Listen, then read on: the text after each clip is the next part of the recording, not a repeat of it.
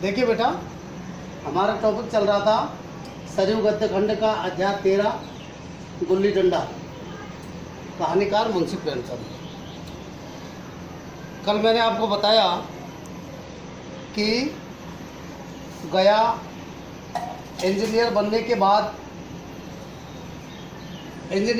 बाद जब वापस गांव में वो कथानायक इंजीनियर बनने के बाद में जब वापस गांव में आता है तो उसी गांव में जब वापस आ जाता है तो वहाँ उन जगहों को देखता है जहाँ वो पहले खेला करता था। वहाँ कुछ बच्चे जो है गुल्ली डंडा खेल रहे थे। उसने गया से पूछा, उन्होंने उन बच्चों से गया के बारे में पूछा तो वो उनमें से एक बच्चा जो है गया को बुला करके लाया।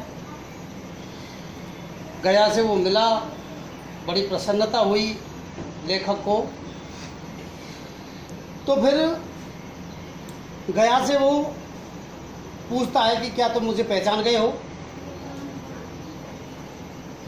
गया कथानायक को पहचान लेता है और कथानायक को पहचानने के बाद में कथानायक जो है गया से अपने अन्य मित्रों के बारे में भी पूछता है। गया उनको उनकी भी जानकारी देता है।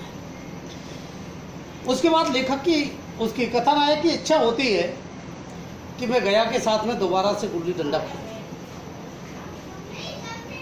उन्होंने गया से कहा कि क्या तुम मेरे साथ गुल्ली डंडा खेलोगे।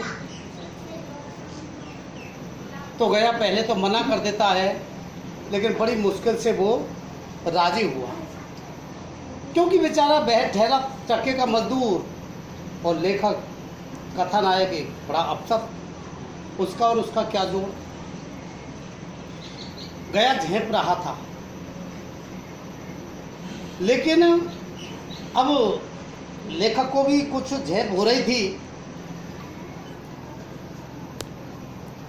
इसलिए नहीं कि वो जो है बड़ा अफसर है, गया के साथ खेलने जा रहा है, बल्कि इसलिए कि लोग इस खेल को अजूबा समझ करके और उसका तमाशा बना लेंगे और अच्छी खासी भीड़ भी लग जाएगी। उस भीड़ में वो आनंद नहीं रहेगा पर खेले बगैर रहा नहीं जाए। इसलिए आखिर कथानायक ने निश्चय किया कि गांव से दूर कहीं चलते हैं खेलने के लिए, वहीं मज़े से खेलेंगे और उस बचपन के खेल रूपी मिठाई का आनंद लेंगे। दोनों अपने कथानायक की मोटर में बैठे और गांव से दूर 4-5 किलोमीटर दूर चले गए। दोनों दूर चले गए। वहाँ एक पेड़ पर चढ़ कर के गया ने एक लकड़ी तोड़ी, उसमें से गुल्ली डंडा बनाया और दोनों खेलने लगे।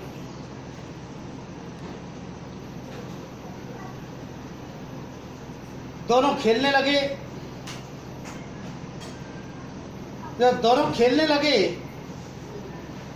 तो पहले गया पदने लगा, कथानायक जो है उससे पदाने लगा। पहले पदने लगा तो कथानायक उसके साथ में जो खेल रहा था उस खेल में वो आनंद नहीं था जो बचपन वाले खेल में था। कारण क्या था कि वो गया जो है खेलते वक्त झिझक रहा था। उसके खेल में झेप थी, झिझक थी। पहले लपक करके गुल्ली को पकड़ लिया करता था, अब वो जो है उससे बार बार में गुल्ली छूट रही थी। पहले एक ही निशाने में जो है डंडे को वो पीट दिया करता था, अब वो कार्य भी उससे नहीं हो पा रहा था। उसका कारण ये था कि वह लेखक का लिहाज कर रहा था, वो लिहाज कर रहा था।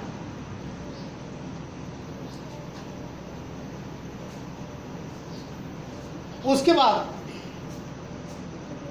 गुल्ली डंडे से लगी, लेकिन कथानायक जो है बेईमानी से मना कर रहा था कि नहीं, गुल्ली नहीं लगी। उसके बाद फिर लगी, उसके बाद कहा ईंट से लगी होगी, उसके बाद जो है फिर लगी कि नहीं तुमने देखी क्या, मैंने तो नहीं देखी। इस प्रकार से तरह तरह से लेखक ने बेईमानी करने का प्रयास किया, कथानायक ने बेईमानी करने का प्रयास किया और गया इन सारी बेईमानियों को आसानी से सहन करता गया। एक बार जोर से टन की आवाज़ हुई और गुल्ली जो है डंडे से लगी, जोर की आवाज़ हुई। आखिर लेखक को खुद को ही, कथानायक को शर्म आ गई कि चलो अब तो जो है किसी प्रकार का कोई विकल्प ही नहीं है। फिर उसने कहा कि चलो गया, अब की बार तुम दाव ले लो। तो गया जो है खेलने लगा। पहले तो उसने मना किया कि देखो अब संध्या हो गई है, अंधेरा हो जाएगा, इसलिए अब रहने दो। नहीं कि तुम खेलो, नहीं कि मैं कल ले लूँगा दाम। लेकिन लेखक ने कहा कि नहीं, तुम तो खेलो ही। तो गया की खेल में आज वो चतुराई और निपुणता दिखाई नहीं दे रही थी जैसी निपुणता पहले उसके खेल में हुआ करती थी।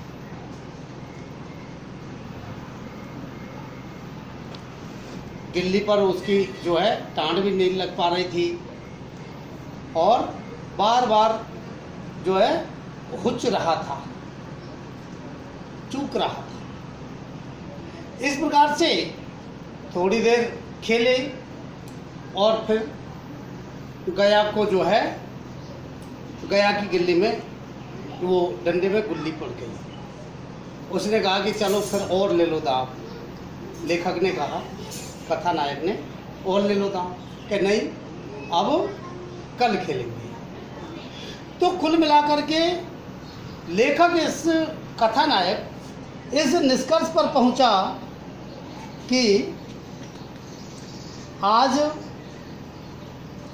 जो है खेल में वो चतुराई नहीं है और मेरे और इस गया के बीच में ये जो मेरी अफसरी है ये दीवार बनकर के खड़ी हो गई। इसलिए गया ने कोई बहस नहीं की, खेल में निपुणता नहीं दिखाई। दूसरे दिन 10-12 आदमियों के साथ में वो और खेल खेले। शाम का समय जो है कथानायक ने दिया। दूसरे दिन कथानायक केवल मैच देखने लगा। कोई 10 आदमियों की जो है मंडली थी। कई लेखक के लड़कपन के साथी निकले, अधिकांश युवक थे जिन्हें लेखक, कथानायक जो है पहचानता था। कथानायक उनको पहचानता था। तो लेखक मोटर पर बैठा बैठा तमाशा देखने लगा। आज गया का खेल, उसकी वो निपुणता देख करके लेखक चकित हो गया। टांड लगाता तो गुल्ली आसमान से बात करती। कल की सी वह झिझक, वह हिचकिचाहट, वह बेदिली आज उसके खेल में नहीं थी। लड़कपन में जो बात थी आज उसने प्रौढ़ता प्राप्त कर ली थी। कहीं कल लेखक को इस तरीके से जो है बधाया होता तो शायद लेखक, कथानायक रोने लग जाता। उसके डंडे की चोट खाकर गुल्ली 200 गज की खबर लेने लगती थी। पदने वालों में एक युवक ने कुछ धांधली की। उसने अपने विचार में गुल्ली लपक ली थी। गया का कहना था गुल्ली जमीन में लग कर के उछली थी। इस पर दोनों में ताल ठोकने की नौबत आई। युवक दब गया। गया का तमतमाया हुआ चेहरा देख करके और वो डर गया। अगर वह दबने जाता तो शायद जरूर मारपीट हो जाती। लेखक खेल में नहीं था, पर दूसरों के इस खेल में उसे वही लड़कपन का आनंद आ रहा था जब वे सब कुछ भूल करके खेल में मस्त हो जाते थे। अब लेखक को मालूम हुआ कि कल गया ने उसके साथ खेला नहीं, केवल खेलने का बहाना किया। उसने लेखक को दया का पात्र समझा। लेखक ने धांधली की, बेईमानी की, पर उसे पता करके पर गया को जरा भी क्रोध नहीं आया। इसलिए वह खेल नहीं रहा था, केवल लेखक को खिला रहा था, लेखक का मन रख रहा था। लेखक को वह पता करके और उसका कचूमर नहीं निकालना चाहता था,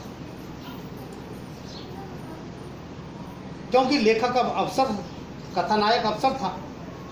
यह अफसर ही लेखक के और गया के बीच में दीवार बन गई। कथानायक अब उसका लिहाज पा सकता है, अदब पा सकता है, पर साहचर्य, वो साथ जो बचपन का साथ होता है, वो साथ नहीं पा सकता। लड़कपन था तब कथानायक उसका समकक्ष था, उनमें कोई भेदभाव न था। ये पद पा करके कथानायक केवल उसकी दया के योग्य है। वह उसे अपना जोड़ नहीं समझता और इस मामले में गया बड़ा हो गया और कथानायक छोटा हो गया। इस प्रकार से जो है ये कहानी समाप्त होती है। इसके बाद में अगला अध्याय पढ़ाएंगे कल।